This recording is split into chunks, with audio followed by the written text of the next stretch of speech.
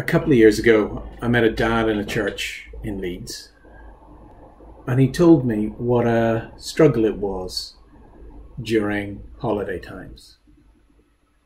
He told me that his budget didn't stretch because the kids were at home and they needed entertained and they needed fed. So what he'd do was he'd tell them that he wasn't hungry. He'd tell them that he'd eat after they went to bed. And he'd do that because his choice was feeding himself or feeding his children.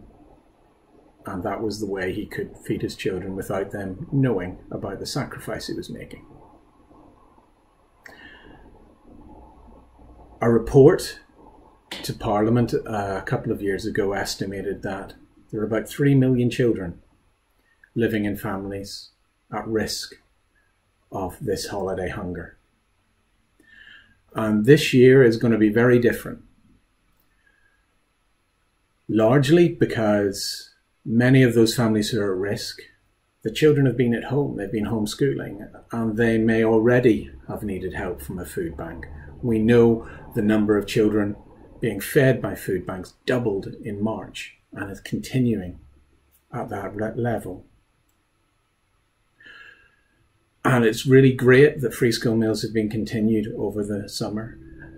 But of that 3 million, only 1 million got free school meals.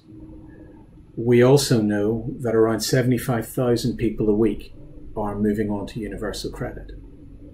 And one of the flaws in that benefit is that if you apply for universal credit at the start of the summer holidays, you're only going to get help 5 weeks later, which in England means at the end of the summer holidays. So holiday hunger will be different this year, but it won't have gone away.